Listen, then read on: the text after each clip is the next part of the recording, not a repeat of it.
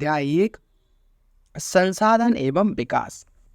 तो सबसे पहले हम संसाधन की परिभाषा जानेंगे। संसाधन क्या होते हैं?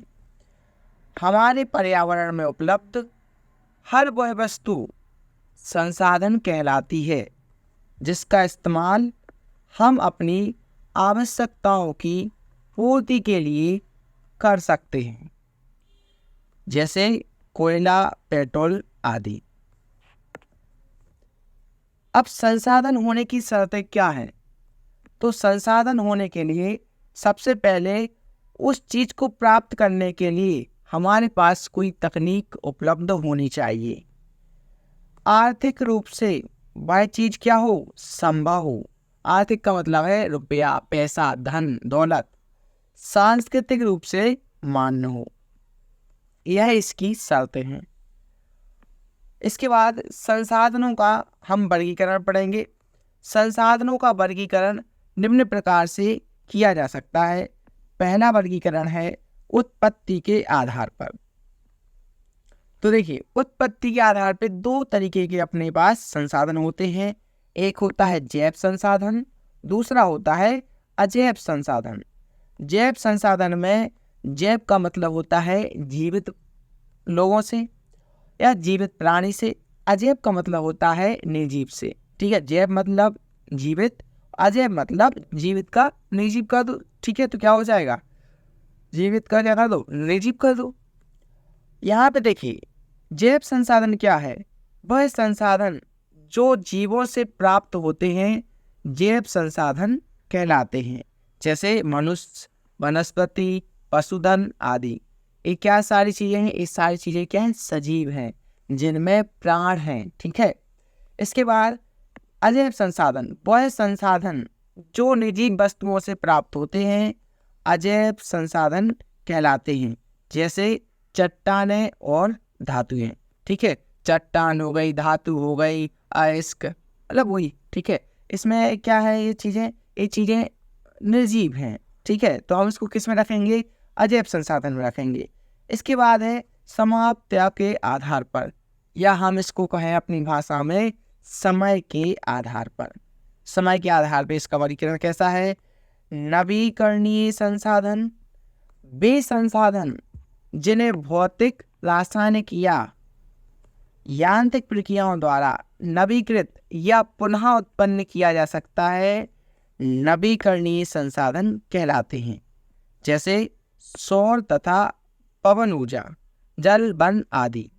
मतलब कहने का ये है कि जो सौर है, सौर तथा पवन ऊर्जा है, मतलब जो सूर्य से आने वाली प्रकाश है। आपने देखा होगा, देखो एक छोटा सा एग्जांपल बता दें। जो सोलर पैनल लगा होता है घर पर, क्या करता है? धूप आएगी, ठीक है, धूप से क्या बन जाएगी? बिजली बन जाएगी।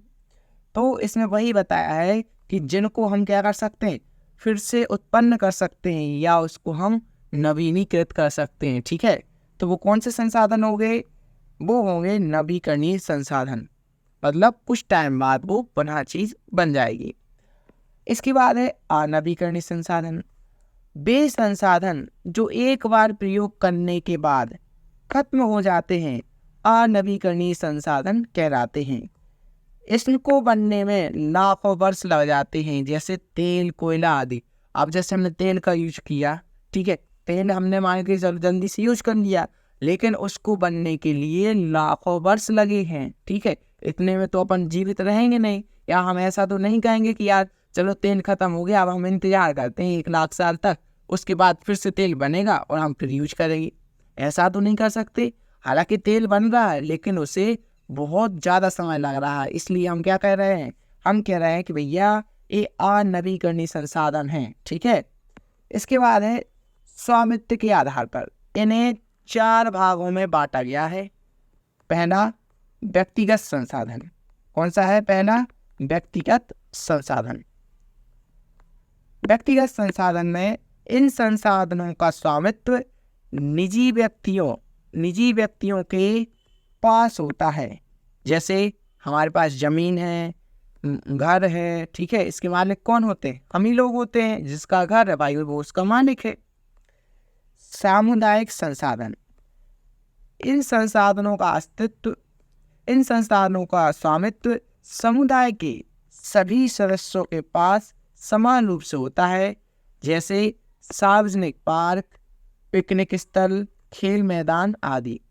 ठीक, जैसे कोई सरकारी खेल मैदान है, प्लेग्राउंड है, वहाँ तो सभी लोग खेलेंगे। ठीक है, पिकनिक स्थल है, वहाँ पर भी सभी लोग आएंगे, पिकनिक बनाएंगे। ठीक है, और पार्क।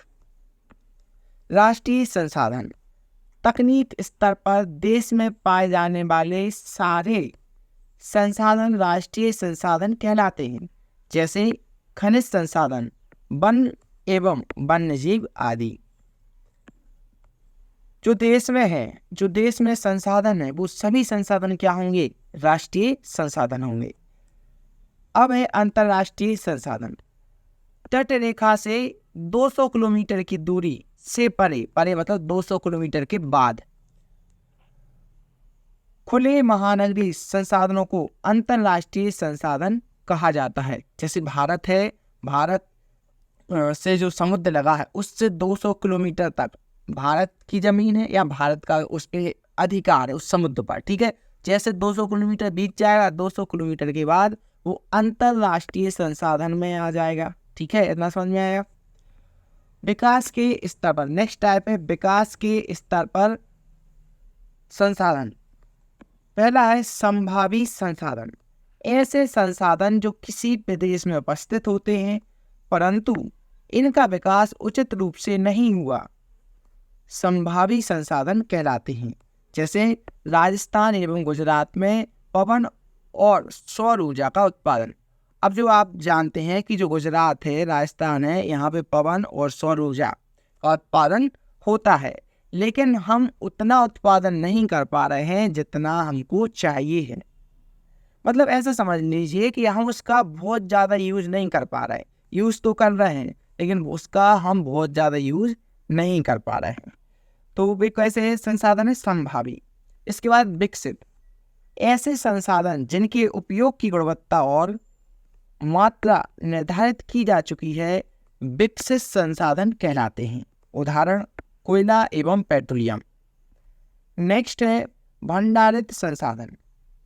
पर्यावरण में उपलब्ध वे संसाधन जिनका प्रौद्योगिकी के अभाव में उपयोग नहीं किया जा सकता। प्रौद्योगिकी का मतलब है तकनीक। ठीक है, तकनीक के अभाव में उपयोग नहीं किया जा सकता। उदाहरण जल दो गैसों हाइड्रोजन और ऑक्सीजन का यौगिक है, जिसे तकनीकी ज्ञान के अभाव में ऊर्जा के मुख्य स्रोत के रूप में उपयोग नहीं किया जा सकता।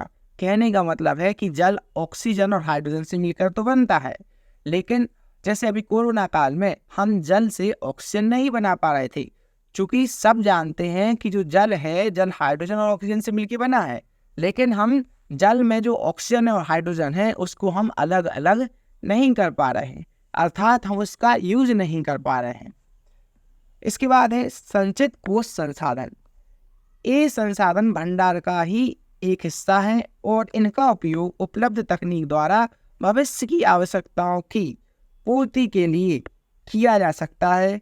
जैसे बांधों में जल, जो बांध होते हैं उसमें जल भरा रहता है, वन आदि संचित कोष हैं। तो दोस्तों, आपको अगर ये वीडियो अच्छी लगे तो वीडियो को लाइक करें, चैनल पर नए हो तो सब्सक्राइब जरूर करें और ये नोट्स डाउनलोड करने के लिए डाउनलोड करें आकाश लेक्चर ऑनलाइन ऐप, जहाँ पर आपको इन नोट्स की PDF मिल जाएगी। थैंक यू, मिलते हैं नेक्स्ट वीडियो में।